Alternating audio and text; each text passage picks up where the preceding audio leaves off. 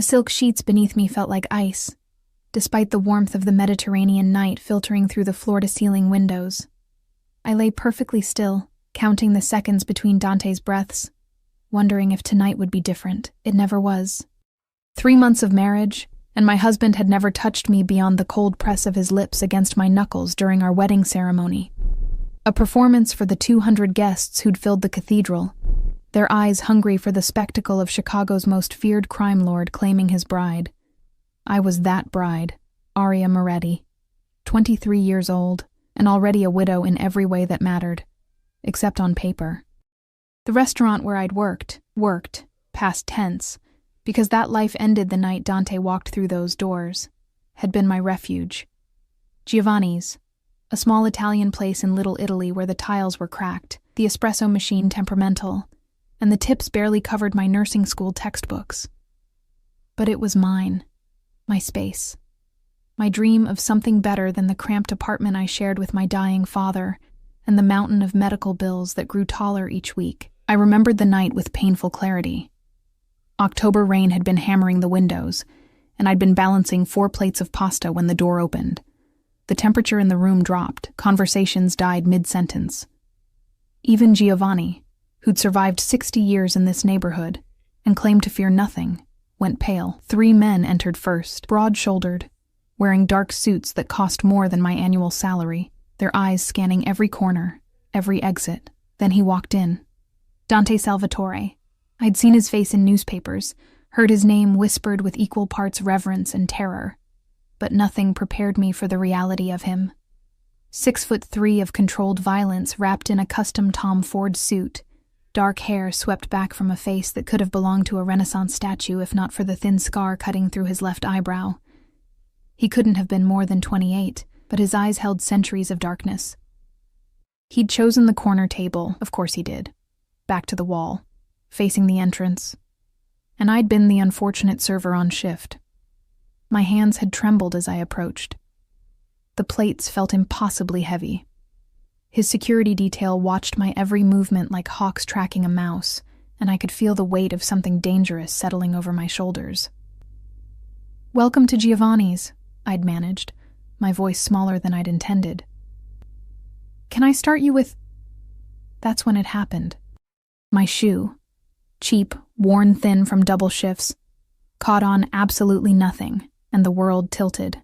4 plates of pasta, expensive wine, and my dignity crashed toward Dante Salvatore's $3,000 suit. Time crystallized. I saw my life ending in that fraction of a second. Not the life I had, but the life I'd hoped for. Nursing school, saving my father, escape. His hand shot out, catching my wrist with reflexes that seemed almost preternatural.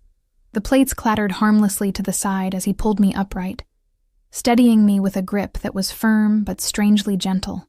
Our eyes met. His were the color of aged whiskey, flecked with gold, and for a moment, just a heartbeat. Something flickered in their depths that made my breath catch. Not anger. Something else. Something that felt like recognition. "Careful, Piccola," he'd murmured, his voice a low rumble that I felt in my chest. "The floor is treacherous." His men had immediately moved to clean the mess, barking orders at Giovanni, but Dante's gaze never left my face. His thumb had pressed against the inside of my wrist, probably feeling my jackrabbit pulse, and the corner of his mouth had curved into something that wasn't quite a smile. "What's your name?" Aria." The word stumbled out. "I'm so sorry. I'll pay for your suit. Aria." He'd tested the word like a fine wine. "You work here every night?" I should have lied. Should have sensed the trap, but my father's oxygen tank was running low, and the hospital had called twice that day about past due bills, and I was so tired of lying that the truth just fell out. 6 nights a week. I'm saving for nursing school. His expression had shifted then, something calculating sliding behind his eyes. Noble. He'd released my wrist, but the imprint of his fingers remained, burning against my skin like a brand. He'd reached into his jacket, his guards tensed immediately, and pulled out a black leather wallet, extracting a business card. "You need money for school?" He'd placed the card on the table between us. Come work for me. Better pay, better hours. I'd stared at that card like it was a snake. Everyone knew what working for Dante Salvatore meant. Laundering money through front businesses, looking the other way, becoming complicit. Thank you, but I can't think about it. He'd stood then, towering over me, and the scent of him, expensive cologne mixed with something darker, like gunpowder and cedar, made my head spin. You're wasting your potential here, Arya. He'd left $1,000 on the table for a $40 meal. I'd thrown the business card away that night. Tried to forget those whiskey-colored eyes and the way my name had sounded in his mouth. 2 days later, my father's hospital called. Someone had paid his entire bill, $60,000, cleared overnight.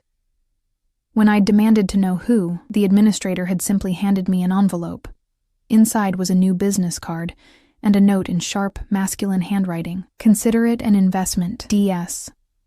I should have known then.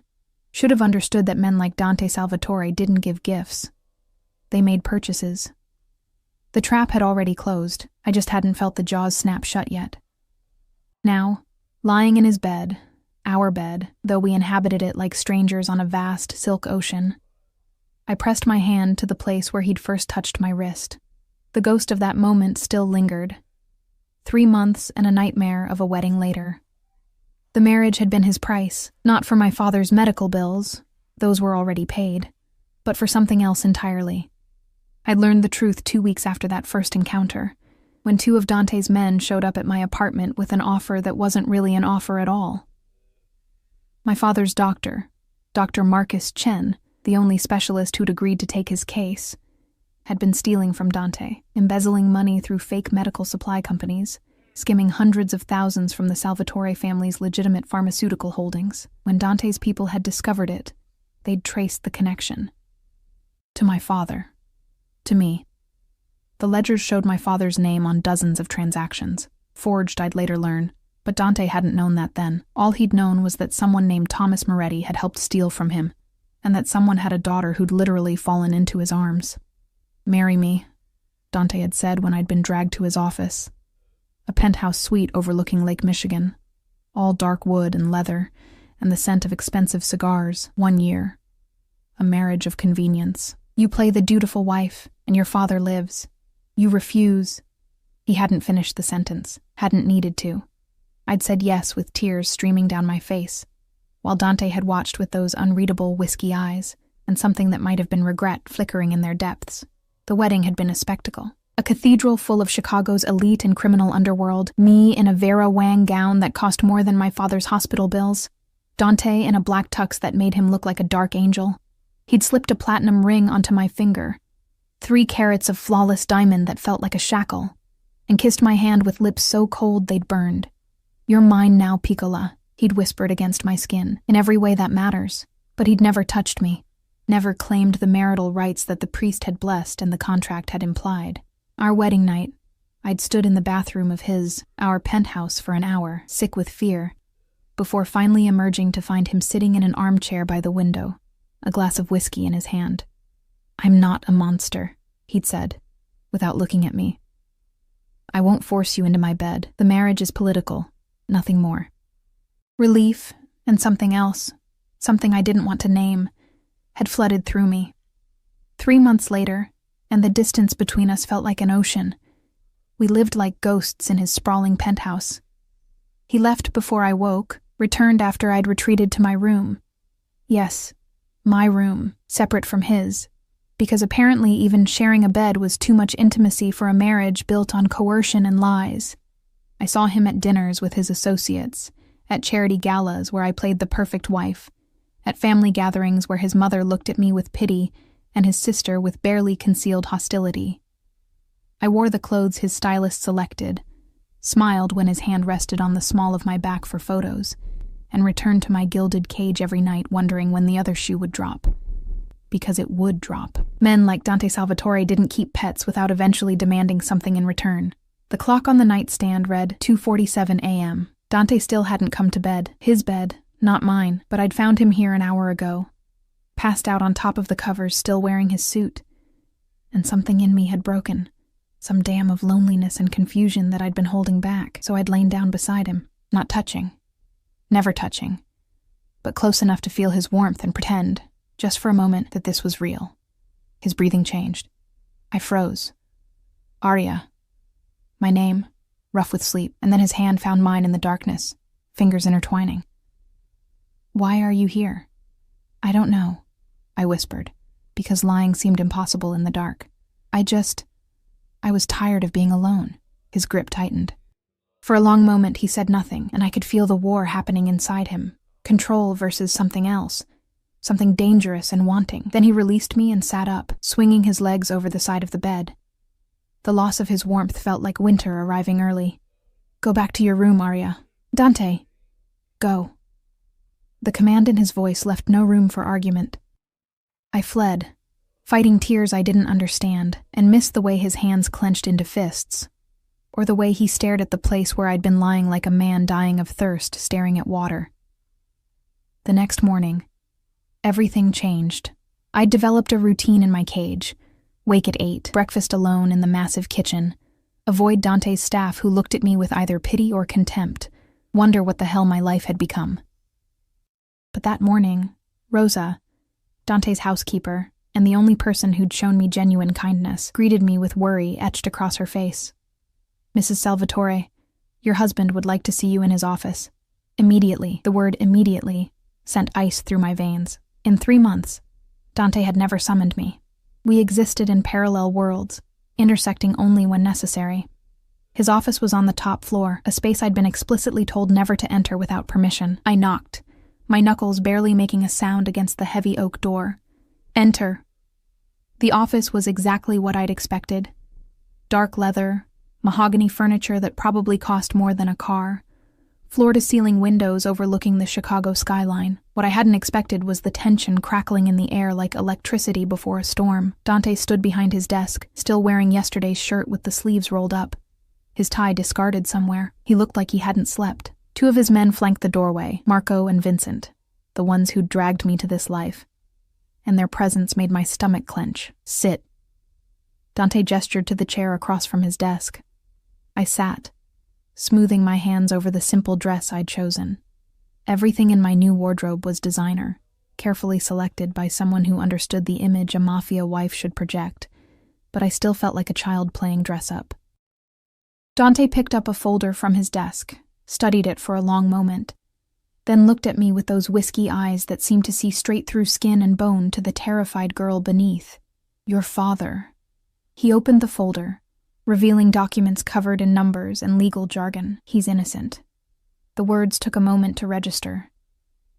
What? The embezzlement. The money Dr. Chen stole. Dante's jaw tightened. Your father's signature was forged. Chen used his identity, his medical license, to create shell companies. Thomas Moretti never touched $1 of my money. The room tilted. I gripped the armrest to keep from falling. 3 months. 3 months of this marriage, this prison, this nightmare, and my father had been innocent all along. You're telling me this now? My voice came out sharper than I'd intended, anger burning through shock. I gave up everything.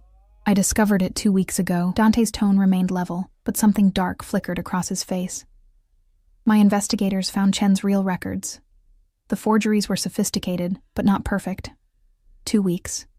He'd known for 2 weeks and said nothing. So what happens now? I stood, unable to sit still with rage coursing through my veins. Do I get my life back? Do you just let me go? The silence that followed was deafening. Dante moved around the desk with the predatory grace of a panther, each step measured and deliberate. He stopped close enough that I could smell his cologne, that cedar and gunpowder scent that had haunted my dreams, and when he spoke, his voice was dangerously soft. No. No? I laughed, but it came out broken. My father's innocent. The reason for this whole charade doesn't exist anymore. You can't just... The marriage is legal, Arya. Binding. His hand came up and I flinched before I could stop myself. He froze, something like pain crossing his features before his expression hardened again. I'm not going to hurt you. I've never... He exhaled roughly. Read this. He handed me a newspaper, folded to the society section. There, in glossy color, was a photo from last week's charity gala. Me in a silver gown, Dante's arm around my waist, both of us smiling for the camera. The headline read, "Chicago's Most Eligible Bachelor Tamed. Inside the Salvatore Marriage." "I don't understand. You've become valuable, Piccola." Dante's finger traced the edge of the newspaper, careful not to touch me. "My enemies see you as my weakness. My allies see you as proof of my stability. My mother." He laughed, sharp and humorless. "My mother actually likes you. Do you know how rare that is? So I'm what?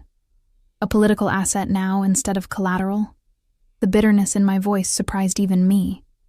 "How is that better?" "It's not." He turned away, staring out at the city he controlled through fear and violence. "But it's reality. You're safer as my wife than you would be as my ex-wife. My enemies would use you to get to me. And He stopped, shoulders tensing. "I won't allow that." "You mean you won't allow your reputation to be damaged?" When he looked back at me, something burned in his eyes that made my breath catch. "I mean, I won't allow anyone to hurt you." The words hung between us, heavy with implications I didn't want to examine. Before I could respond, his phone buzzed. He glanced at it, and his entire demeanor shifted, the moment of vulnerability vanishing behind the cold mask of the Mafia boss. "Marco will take you shopping today. You need a new dress for Saturday's event." He was already moving toward the door, dismissing me. "Buy whatever you want. No limit." "I don't want your money." He paused, hand on the doorknob, and looked back at me with something almost like regret.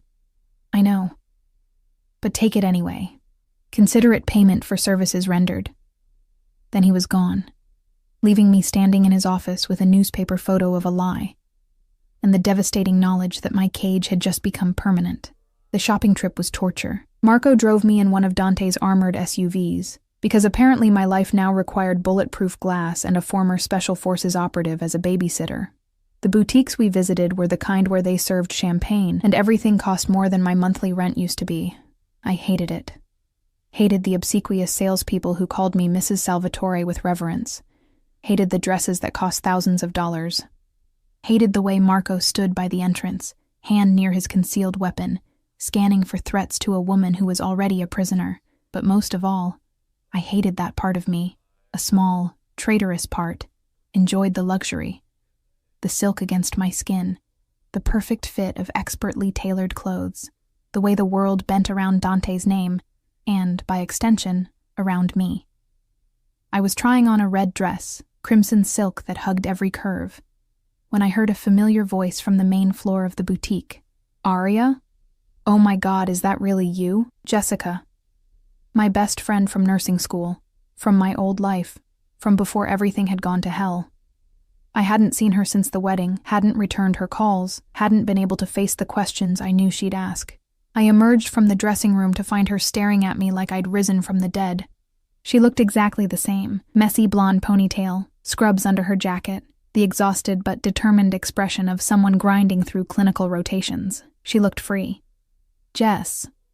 Her name came out strangled. "What are you doing here?" "Shopping for my sister's birthday." "What are you—" She took in the expensive boutique, the pile of designer clothes, Marco lurking by the entrance. "Holy shit. You really married him." "I thought maybe the news was exaggerating, but you actually married Dante Salvatore."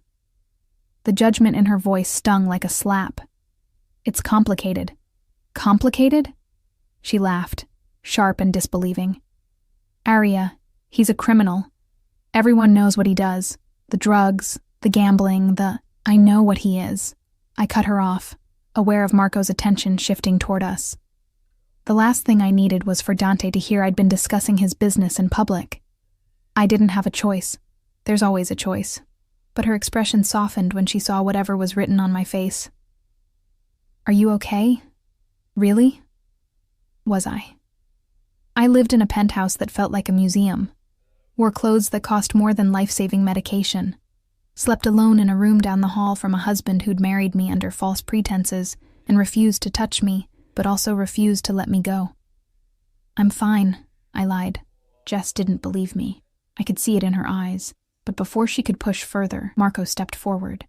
Mrs. Salvatore, we need to go. Mr. Salvatore expects you home by 4. The reminder of my invisible leash made something snap inside me. Tell Mr. Salvatore I'll come home when I'm ready. Marco's expression didn't change, but I saw his hand move to his phone. Ma'am.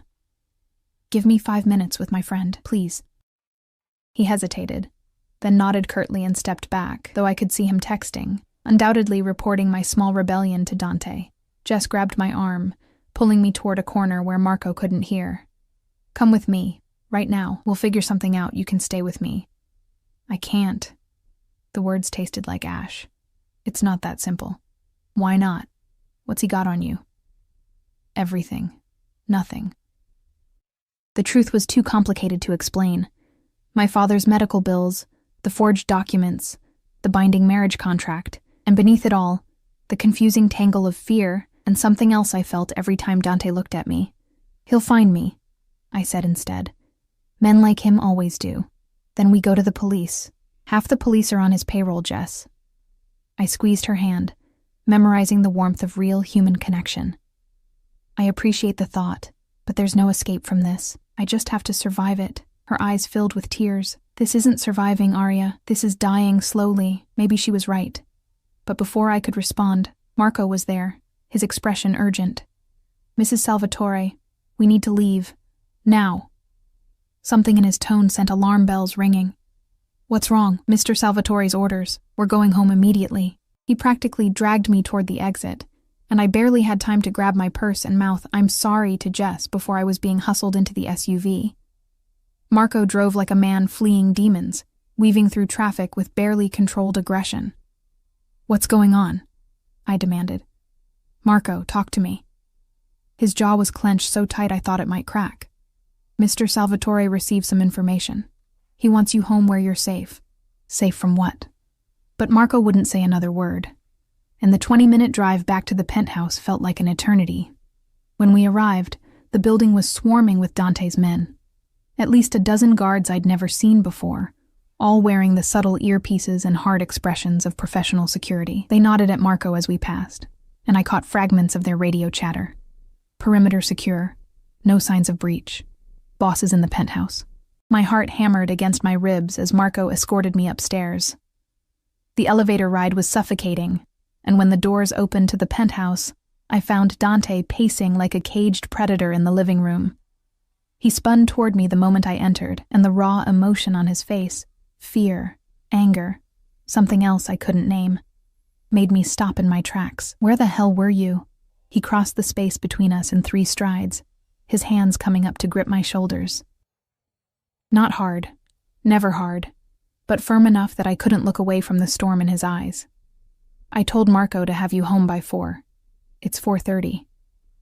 I was talking to a friend. You don't have friends anymore, Arya. You have people who can be used against you. His hands moved to cup my face, tilting it up so I had no choice but to meet his gaze. Do you understand? Every person you talk to, every place you go without protection. You're painting a target on your back. I had Marco with me. Marco's good, but he's one man. Dante's thumb traced my cheekbone, the gesture almost tender despite the fury in his voice. I received a call today. Someone's asking questions about you, about your father, about the embezzlement case. Ice flooded my veins. Who? I don't know yet, but when I find out... His expression turned lethal, and I saw the monster he kept leashed beneath the expensive suits and careful control. Anyone who tries to hurt you will learn exactly why people fear the Salvatore name. He was still holding my face, his touch burning against my skin, and I realized with a start that this was the most he'd touched me since our wedding. The realization must have shown on my face because his expression shifted, awareness flickering in his eyes. He released me abruptly, stepping back like I'd burned him. You're not to leave the penthouse without my explicit permission. Not for shopping, not for coffee, not for anything. Do you understand? You're locking me up? Anger flared, hot and righteous. I'm already a prisoner, Dante. Now you're taking away even the illusion of freedom? I'm keeping you alive. He turned away, raking a hand through his hair. There's a difference. Is there? Because from where I'm standing, they look the same. When he looked back at me, something had changed in his expression. The mask had slipped, and beneath it was a hunger that made my breath catch. You think I want this? You think I enjoy watching you look at me like I'm your jailer? Then let me go. I can't. The words were torn from him, raw and honest. I've tried, Piccola. God knows I've tried. But every time I think about you walking out that door, about you being out there where I can't protect you. He stopped, jaw clenching. I'd rather keep you here and have you hate me than lose you to my enemies. The confession hung between us, loaded with implications that terrified and thrilled me in equal measure. This wasn't about political marriages or family obligations anymore. This was something darker, more possessive. This was obsession. Before I could process it, before I could decide if I should run toward or away from the dangerous truth in his eyes, his phone rang. He answered it with a curt, "What?" Then listened, his expression hardening with each passing second. "Where?" A pause. "How many?" Another pause. Longer this time. "Handle it. I'll be there in 20 minutes. He hung up and looked at me with something that might have been regret. "I have to go. Business. Marco and 3 other guards will stay here with you. Do not leave this penthouse, Arya. I mean it." "When will you be back?" The question seemed to surprise him. "Why? Planning to miss me?" "Planning to know when I can stop feeling like I'm suffocating." His expression darkened, but beneath the anger was hurt, quick and sharp before he buried it. "Midnight, probably. There's food in the kitchen. Rosa left your favorite pasta." He knew my favorite pasta. The thought was more unsettling than it should have been. Dante moved toward the door, but paused at the threshold, his back to me. "I meant what I said, Arya. Anyone who tries to hurt you answers to me. And I'm not a merciful man." Then he was gone, taking the oxygen from the room with him. And I was left standing in my golden cage, wondering when exactly I'd stopped wanting to escape. The hours after Dante left dragged like years. I tried to read, to watch television, to do anything that would quiet the restless energy thrumming through my veins. But nothing worked. The penthouse felt like a mausoleum. Beautiful, expensive, and suffocatingly empty. Around 8, Rosa brought dinner to my room. She set the tray down with practiced efficiency, but her eyes held concern. "You should eat, Mrs. Salvatore. You barely touched lunch." "I'm not hungry." The lie was automatic. My stomach had been in knots since Dante's confession. "I'd rather keep you here and have you hate me than lose you." And food seemed impossible. Rosa hesitated at the door. "He worries about you, you know, more than he should. He has a funny way of showing it. Mr. Dante. He's not good with emotions, never has been." She smoothed her apron, choosing her words carefully. "His father was a hard man, taught him that love is weakness, that caring makes you vulnerable. But I've worked for this family for 20 years, and I've never seen him look at anyone the way he looks at you." The words settled into my chest like stones. "How does he look at me?" Rosa smiled sadly. "Like you're the only thing in the world worth protecting, and the one thing he's terrified to lose." She left before I could respond, and I stared at the untouched pasta, homemade carbonara, my favorite, wondering how many other details Dante had quietly learned about me while maintaining his careful distance. Midnight came and went, then 1 a.m., 2. I told myself I wasn't waiting for him, told myself I didn't care if he came home at all, but at 2:30, when I heard the elevator doors open, my heart leapt traitorously in my chest. I crept to my bedroom door, opening it just enough to see into the living room. Dante stood by the windows, his jacket discarded, his white shirt stained with something dark that made my stomach clench. Blood. Not his. He moved without injury, but someone's. Marco appeared from the elevator, his expression grim. "The situation is handled. Bianchi won't be asking questions about Mrs. Salvatore anymore." Bianchi. I recognized the name from whispered conversations I'd overheard at family dinners. One of Dante's rivals, always pushing boundaries, always testing limits. And his associates? Dante's voice was cold, empty of anything resembling mercy. Given the same message, very clearly. Dante nodded, dismissing Marco with a gesture, and then he was alone. I watched as the mask finally cracked. Watched him brace his hands against the window, head bowed, shoulders rigid with tension that looked like it might shatter him. "You can come out, Arya." His voice carried across the space, resigned. "I know you're there. I considered retreating, pretending I hadn't been watching, but something pulled me forward. I crossed the living room in my bare feet, silk pajamas whispering against my skin, until I stood a few feet behind him. Whose blood is that? No one who matters. He didn't turn around. You should be asleep. I couldn't sleep. Waiting for me? There was something brittle in his laugh. Or hoping I wouldn't come back. The honest answer terrified me, so I deflected. What did you do to Bianchi? Finally he turned. His eyes were dark, haunted, and the blood on his shirt stood out like an accusation.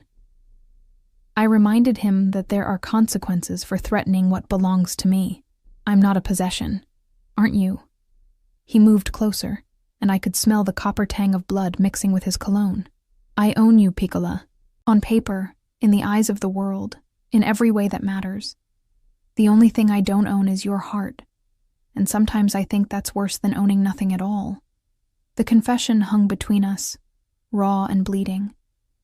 I should have been disgusted by the blood, by the violence, by the casual way he discussed ownership. But instead, I found myself reaching out, my fingers hovering near the stain on his shirt. You're hurt. It's not my blood.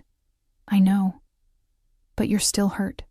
My hand pressed flat against his chest, feeling his heart hammering beneath my palm. Here. He went absolutely still, every muscle locked, like one wrong move would shatter whatever fragile thing had formed between us. Aria, why won't you touch me? The question escaped before I could stop it. You married me, claimed me, kept me prisoner here, but you won't, you never. Because once I start, I won't stop. His hand covered mine, pressing it harder against his chest. Do you understand? The only thing keeping you safe from me is distance. The moment I break that barrier, the moment I let myself have you the way I want. He stopped, jaw clenching. You'll truly be trapped.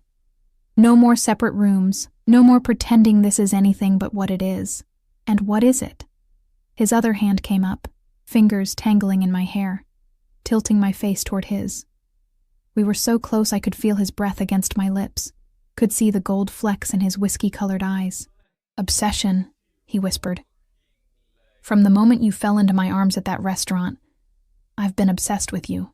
Your smile, your kindness, the way you try so hard to be brave even when you're terrified. I told myself it was just attraction, that once we were married I'd get over it.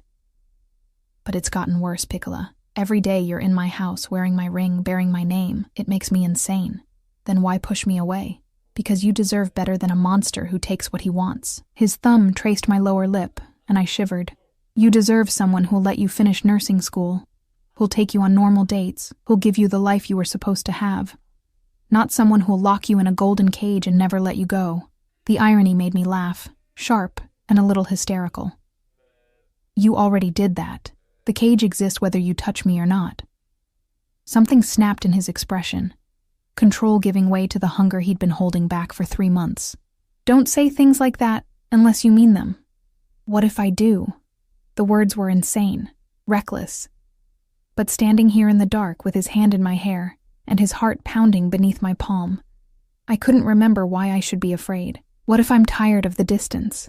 What if I didn't get to finish? His mouth crashed against mine with 3 months of pent-up desire, and the world tilted. His kiss was nothing like the chaste press of lips at our wedding. This was claiming, consuming, absolutely possessive. His hand tightened in my hair while the other wrapped around my waist, pulling me flush against him until no space remained between us. I should have been frightened, should have remembered that this man had just come home covered in someone else's blood, that he'd openly admitted to obsession, that this was exactly the trap I'd been trying to avoid. But when his mouth moved to my neck, teeth grazing the sensitive skin there, all I could think was finally, Aria. My name was a prayer and a curse. Tell me to stop. Tell me you don't want this, and I'll walk away. I'll go back to my room, and we'll pretend this never happened. And if I don't tell you to stop? His arms tightened around me, and when he pulled back to look at me, the raw need in his eyes stole my breath. Then you're mine. Completely. No more separate rooms, no more distance. I'll give you everything, Piccola, protection, loyalty, every piece of myself that's worth having. But in return, you stay. You don't run. You don't leave. You accept that you belong to me. It was a devil's bargain. A beautiful prison with the door slammed shut. But looking at Dante, at the blood on his shirt from violence committed in my name, at the vulnerability breaking through his carefully constructed walls, at the promise of something real in a marriage built on lies, I realized I'd already made my choice. Maybe I'd made it that night in the restaurant when I'd fallen into his arms.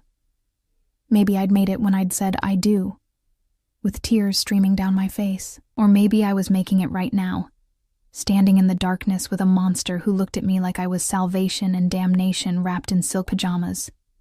I'm tired of being alone, I whispered, echoing the words from last night that had sent him running. I'm tired of pretending this marriage is nothing. I'm tired of... He kissed me again, swallowing the rest of my confession, and this time I kissed him back, my hands fisted in his blood-stained shirt, pulling him closer, and the sound he made, desperate and victorious, sent heat pooling low in my stomach. Bedroom. He growled against my mouth. Now. Yours or mine? Ours. He swept me into his arms effortlessly, carrying me down the hallway. There's no yours or mine anymore, Piccola. Just us. He kicked open the door to the master bedroom, his bedroom, and the implications of that threshold crashed over me.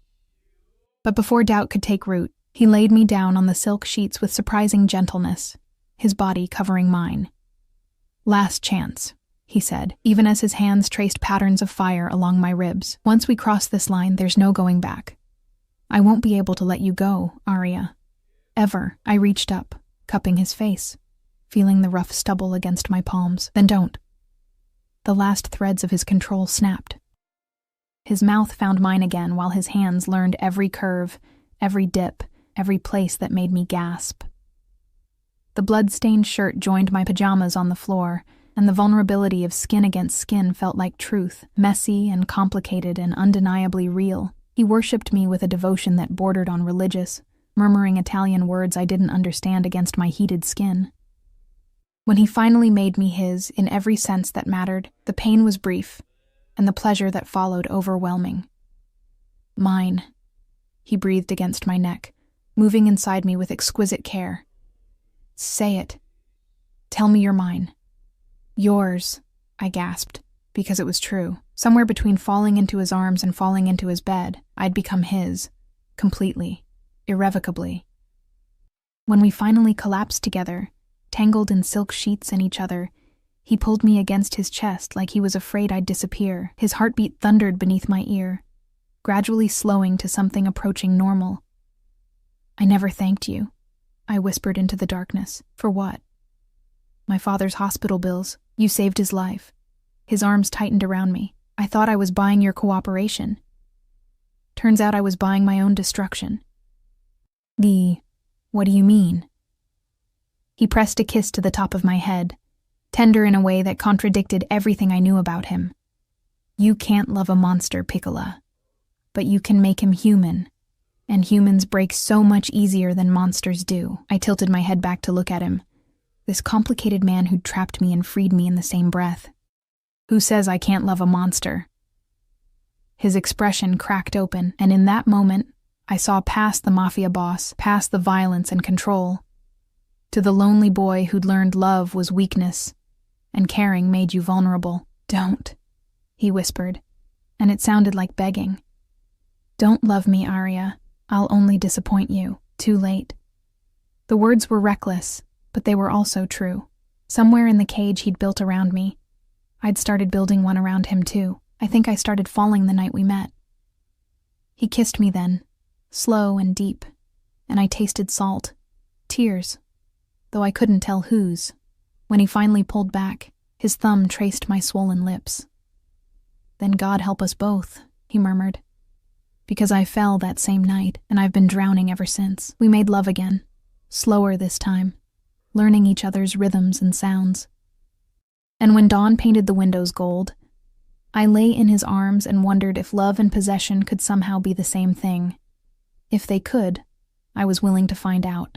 The next 3 weeks passed in a haze of discovery and domesticity that felt surreal. Dante still left for business, still came home wearing violence like cologne. but now I had a place in his bed and his life that felt undeniably real. He was possessive to the point of obsession, tracking my movements through the penthouse, questioning Marco about every minute I spent without him, pulling me onto his lap during family dinners to establish ownership. His mother raised eyebrows but said nothing. His sister Maria looked at me with something approaching respect. But there were cracks in our fragile happiness. Whispers at family gatherings about rivals growing bold. Phone calls that made Dante's expression turn lethal.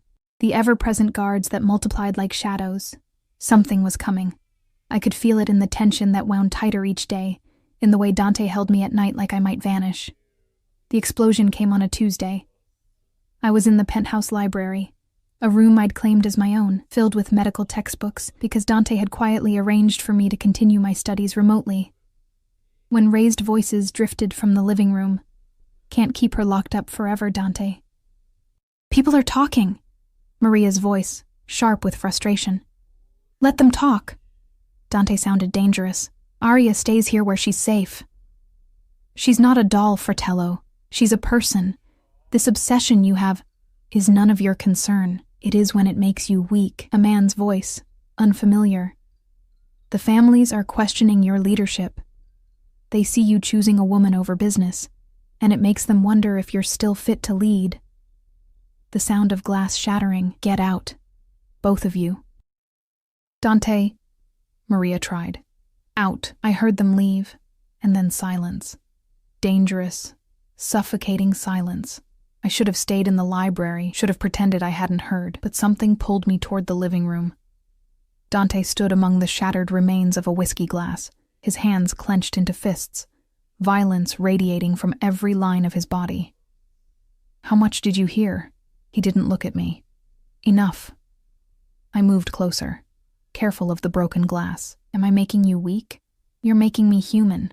He finally looked at me, and the raw emotion in his eyes made my chest ache. "And in my world, that's the same thing. Then maybe your world needs to change." He laughed, bitter and broken. "Change? Piccola, I'm drowning in a legacy of violence and control. My father built this empire on fear, and I've spent my whole life maintaining it. The moment I show weakness, the moment the other families think I care about something more than power, they'll use me against you." "Exactly." He crossed to me, pulling me against his chest like an anchor. "That's why you stay here, why you don't leave without a full security detail. Why I can't—" His voice broke. "I can't lose you, Arya. I won't survive it." I pressed my face against his shirt, breathing him in. Then we faced them together. You and me. "Let them see that I'm not your weakness. I'm your strength. You don't understand how this works. So teach me." I pulled back to look at him. "I'm already trapped in your world, Dante. At least let me be your partner instead of your prisoner." For a long moment, he just stared at me, warring with himself. Then his phone rang, Marco's name flashing across the screen. Dante answered, his expression hardening with each word. "When? How many? I'll be there in 10 minutes. He hung up and looked at me with something like grief. "I have to go. There's been an incident at one of the warehouses. Marco will stay with you." "No." His eyes narrowed. "Arya." I said no. "You don't get to shut me out anymore." I grabbed his jacket from where it hung over a chair. "If I'm going to be part of this world, then I'm going to understand it. Take me with you." "Absolutely not. It's too dangerous. And keeping me locked here isn't." I held his gaze, refusing to back down. "Someone's already asking questions about me. Bianchi tried to use me against you. How long before the next person does? At least if I see what you're dealing with, I'll understand the threats." The war on his face was painful to watch. Possessive fear versus grudging respect.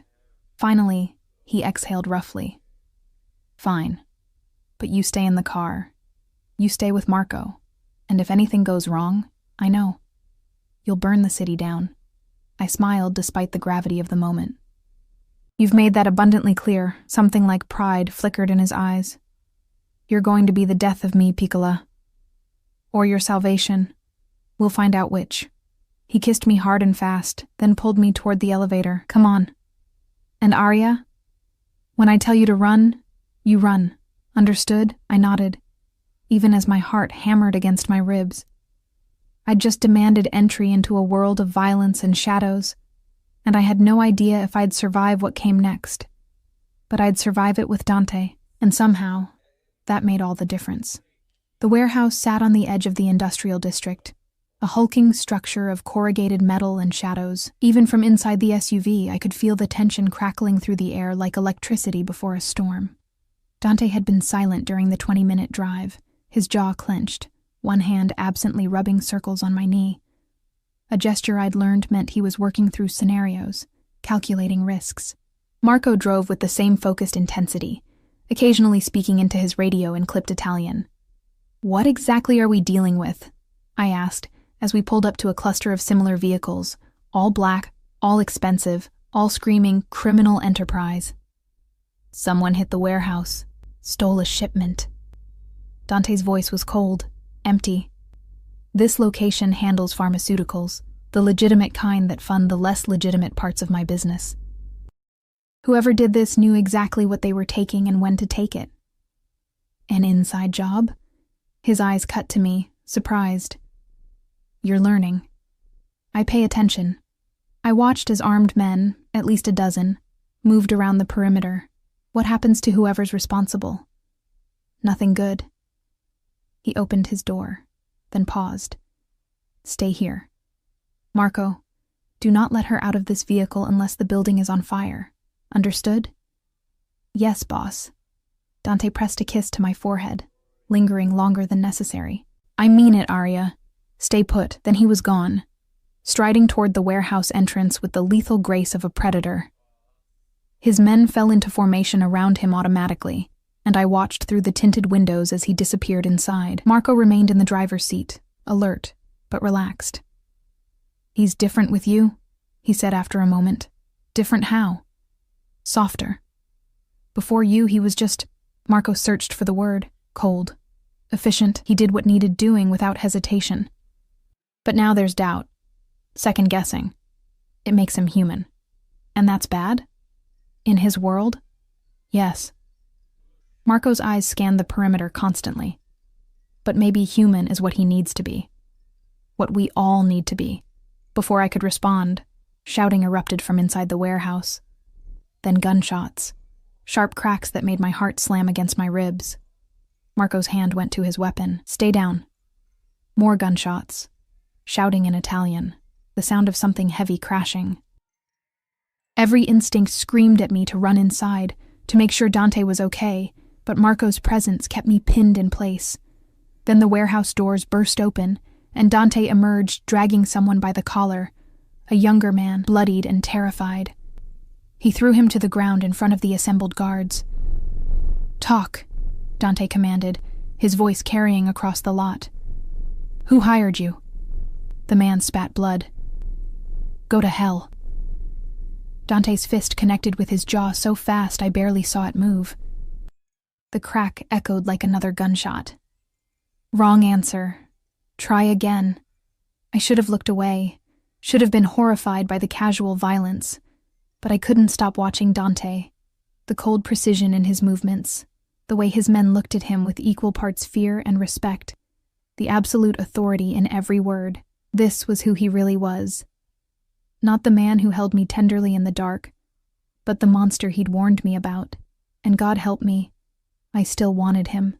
"The Rossi family," the man finally gasped. "They paid me 50 grand to steal the shipment and leave evidence pointing to the Castellanos." Dante went very still. "The Rossis want to start a war between me and Castellano? They think if you're busy fighting each other, they can expand their territory." Dante looked at Marco. "Contact Castellano. Tell him we need to meet. Tonight." Then to the bloodied man. "You're going to tell him exactly what you told me. And pray he's merciful, because I'm not feeling generous." He turned toward the SUV, and even through the tinted windows, I could see the violence still simmering in his eyes. Marco tensed beside me. "He's going to be volatile," Marco warned quietly. "Just be patient with him." Dante yanked open the door and climbed in, bringing the scent of blood and gunpowder with him. His knuckles were split, blood seeping through the skin, but he didn't seem to notice. "Drive," he ordered Marco, then looked at me. "You shouldn't have seen that. You brought me."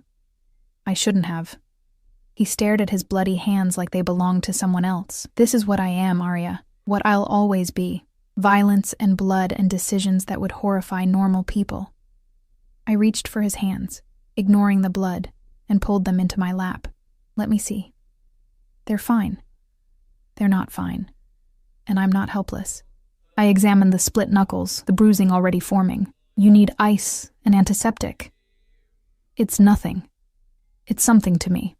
I looked up at him, and whatever he saw in my expression made his features soften fractionally.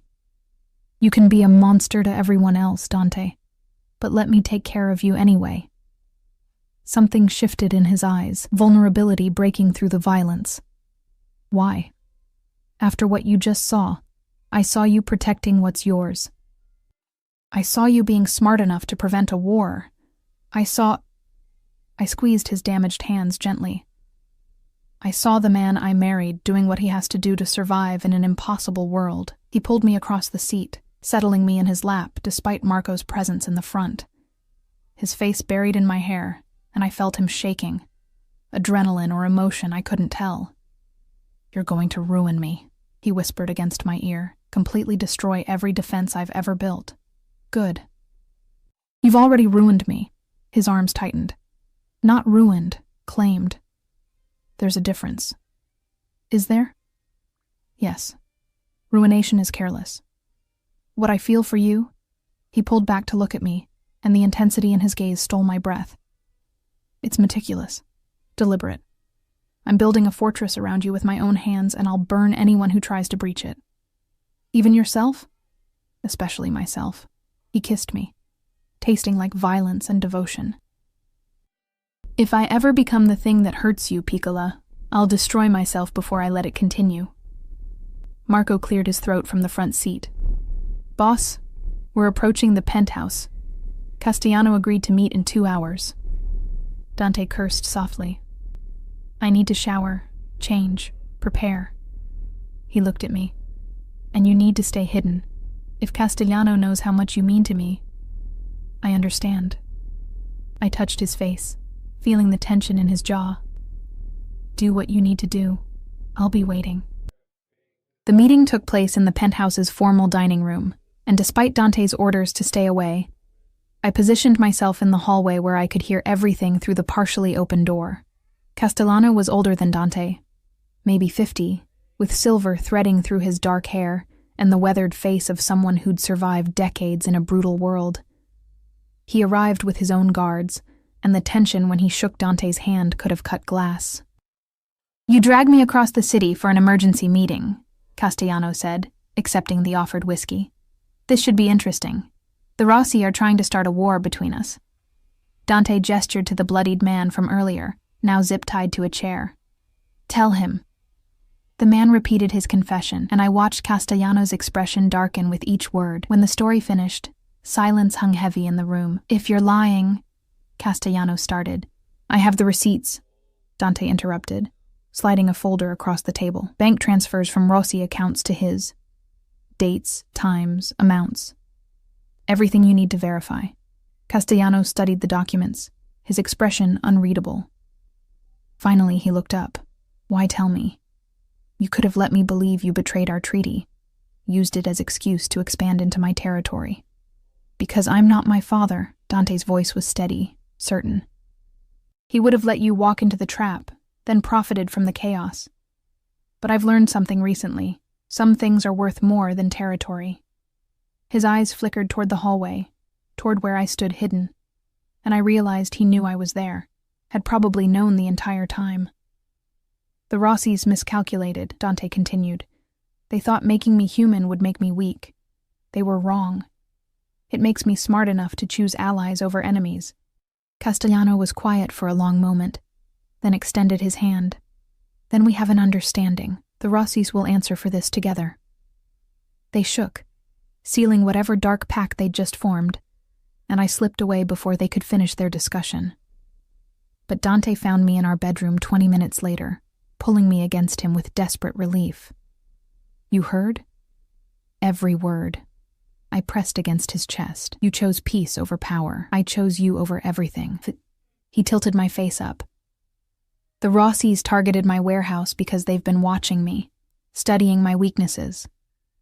They saw how I changed after we married, and they thought that made me vulnerable.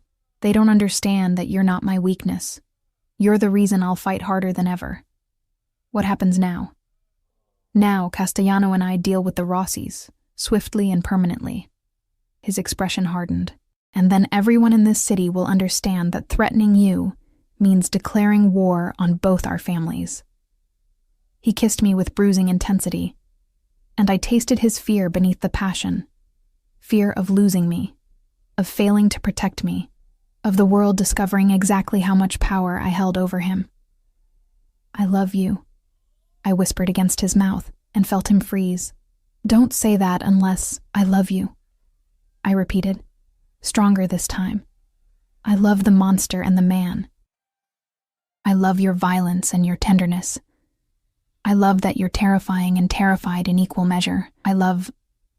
He kissed me silent, and I felt wetness on my cheeks. His tears or mine, impossible to tell. When he finally pulled back, his eyes were bright with emotion. I've loved you since you fell into my arms, he confessed. Every day since has been torture and blessing combined. You're my salvation and my damnation, Arya. My heaven and my hell. Then let's burn together. He carried me to bed, and we made love with desperate urgency, both of us aware that tomorrow would bring violence we couldn't avoid. But tonight we had each other, and that would have to be enough. The war with the Rossies lasted 3 weeks, though I only witnessed fragments of it. Dante leaving before dawn with blood in his eyes, returning after midnight with actual blood on his clothes. The penthouse became a fortress, guards stationed at every entrance, my movements restricted to the point of suffocation. But this time, the cage felt different, because Dante always came home, always found me in the dark, and held me like I was the only thing keeping him tethered to humanity. It's almost over, he whispered one night, his body wrapped around mine. Castellano and I cornered Antonio Rossi tonight. He'll surrender by morning, or he'll be dead by noon. And then you're safe. His lips pressed against my shoulder. That's all that matters. The call came at dawn. Antonio Rossi had chosen surrender, barely. The meeting to formalize terms would take place at neutral ground, witnessed by the heads of the other families. A treaty signed in blood and fear. Dante wanted me to stay home. I refused. This started because of me, I argued, watching him adjust his tie in the mirror, because they thought I made you weak. Let me show them they were wrong, Arya. Please. I moved behind him, wrapping my arms around his waist. Let me stand beside you, as your wife, as your partner. Show them that we're stronger together. The war on his face was brief but intense. Finally, he turned in my arms, cupping my face with careful hands. If anything happens, it won't. You've already won. If anything happens, he repeated firmly, you run. Marco will get you out. There's a safe house in... I kissed him quiet. Nothing's going to happen. Trust me. I do. His forehead pressed against mine. That's what terrifies me. The meeting took place in an old church. Neutral ground, sacred ground, where even criminals feared to spill blood. The pews were filled with representatives from Chicago's major families, their faces a mix of curiosity and calculation, as Dante and I walked down the aisle. I wore red, Dante's choice, a deliberate statement. The dress was elegant, conservative, but the color screamed possession and power. His hand remained on the small of my back, a brand of ownership that everyone present understood. Castellano stood at the altar with Antonio Rossi, who looked like a broken man. His suit was expensive but disheveled, his face bearing the marks of recent violence. When he saw me, something flickered in his eyes. Recognition, maybe regret. Mr. Salvatore, the mediator, an elderly man named Don Carmine, who'd outlived 3 generations of mob bosses, gestured to the documents laid out on the altar. The terms have been agreed upon. Mr. Rossi cedes his territory in the Eastern District and pays reparations for the stolen shipment. and the attempted manipulation. In exchange, his life and the lives of his immediate family are spared. Dante's hand tightened on my back. And the clause about my wife, any action taken against Mrs. Salvatore by any member of the Rossi family, now or in perpetuity, will be considered an act of war against both the Salvatore and Castellano families, with immediate and lethal consequences.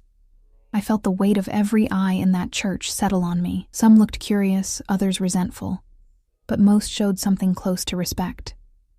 I'd become more than just a mafia wife. I was the catalyst for an alliance, the reason two powerful families had united. Antonio Rossi stepped forward, and Dante's body went rigid with controlled violence.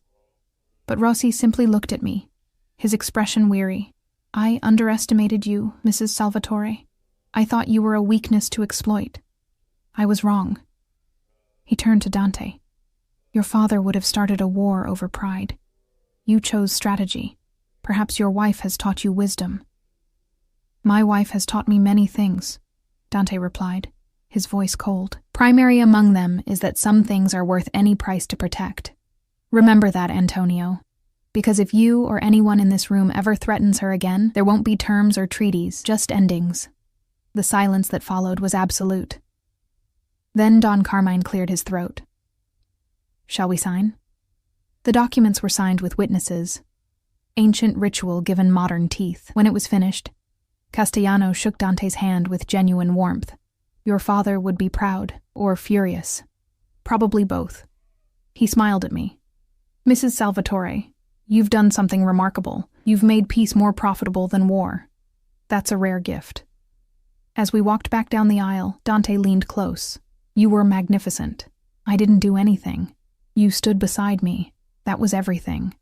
The reception afterward was held at one of Dante's legitimate businesses, an upscale restaurant where the wine flowed freely and the conversations carefully avoided specific mentions of crime. I found myself surrounded by the wives and daughters of various family heads, their questions probing but not unkind. How did you tame him? Maria Castellano asked, genuine curiosity in her eyes. Dante Salvatore, the Ice King himself. I didn't tame him. I watched Dante across the room, deep in conversation with her father. I just showed him that being human wasn't the same as being weak. And he believed you? Eventually, I smiled. He's stubborn. He's in love. I'm this from an older woman, Sophia Benedetti, whose husband controlled the city's construction unions. I've known Dante since he was a boy. Never seen him look at anyone the way he looks at you. Like you hung the moon and stars. Heat crept up my neck. He's intense. Intense is one word for it. Sophia's laugh was knowing. Obsessed might be more accurate. But there are worse fates than being loved by a powerful man who'd burn the world for you. Later, as Dante and I stood on the restaurant's balcony overlooking the city, his arms wrapped around me from behind, I thought about her words. What are you thinking?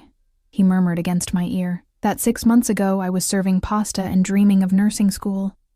Now I'm standing here with you, and somehow this feels more real than anything I've ever known. Regrets? So many. I turned in his arms to face him, but not this. Never this. His kiss was soft, tender. Everything his reputation claimed he couldn't be. I still owe you something. What? A choice. He reached into his jacket and pulled out an envelope. I've been carrying this for weeks, waiting for the right moment. Inside were acceptance letters, nursing programs, scholarships, everything I'd need to finish my education. All arranged quietly, without fanfare, while he'd been fighting a war. I can't give you back the life you should have had, he said quietly.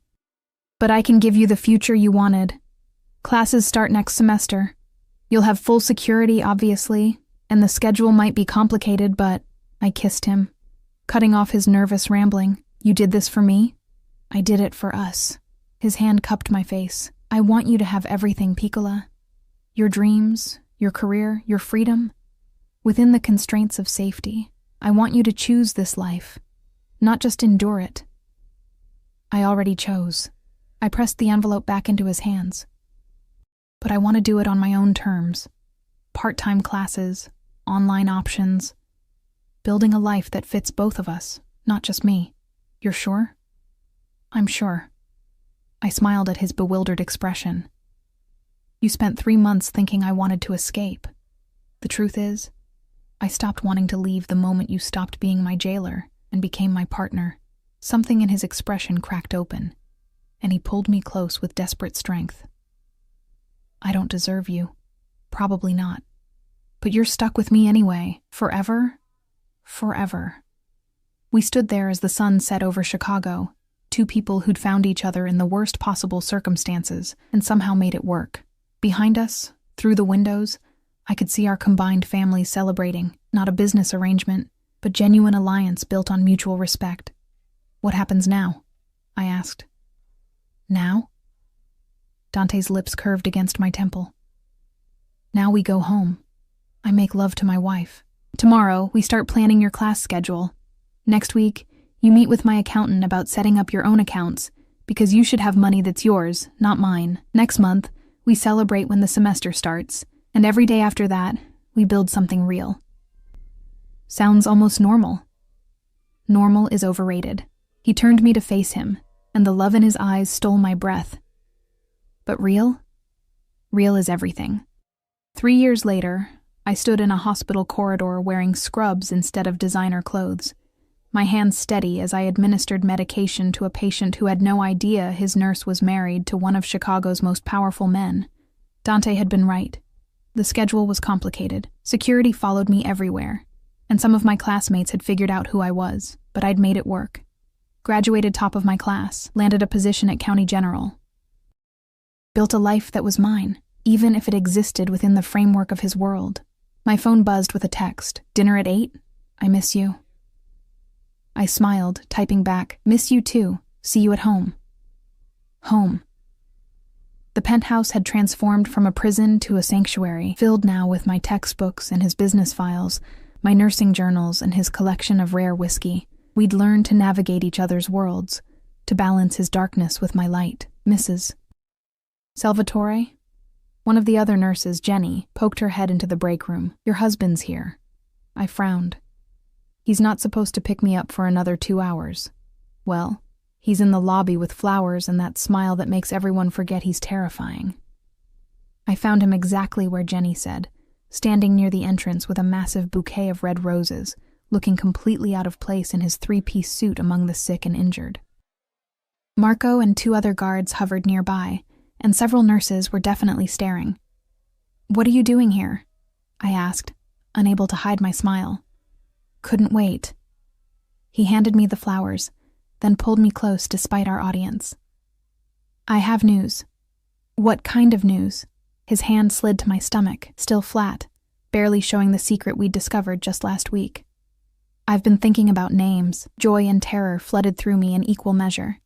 We hadn't told anyone yet, hadn't even fully processed it ourselves. A baby. Our baby.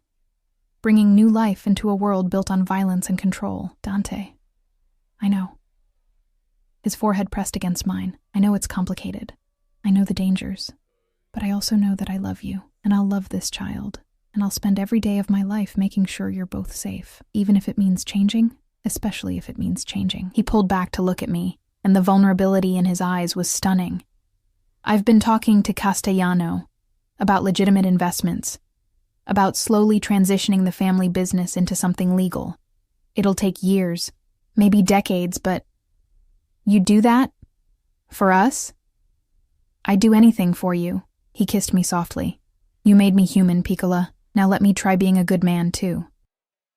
Around us, the hospital continued its chaos. Sirens wailing, people rushing, life and death playing out in endless cycles. But in that moment, standing in my husband's arms with our future growing inside me, I felt something I'd never expected to feel in a marriage that started with coercion and fear. I felt free. I love you, I whispered. I love you, he returned. Both of you, forever. And standing there in the lobby of County General, surrounded by the messy reality of life with a man who'd once been my captor, and was now my everything, I realized that love and possession could be the same thing, when they were chosen, when they were mutual, when they were built on respect instead of control. The Mafia boss had never touched his wife, until jealousy drove him wild, until obsession became devotion, until possession transformed into partnership, and somehow, impossibly, we'd found our way to something real. We went home together, Marco driving while Dante kept his hand protectively over my stomach, already imagining the child who would change everything. The penthouse waited, no longer a cage but a home, filled with the life we'd built from the ashes of a coerced beginning. That night, as we lay tangled in silk sheets that no longer felt cold, Dante whispered against my skin, "Thank you." For what? For falling into my arms that night, for giving me a reason to be better, for loving the monster until he remembered how to be a man.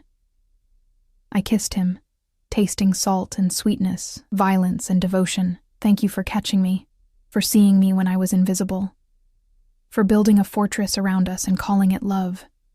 Outside, Chicago glittered with 1,000 dangers and 1,000,000 secrets. But inside our sanctuary, we were safe. We were whole. We were home. And that was more than enough.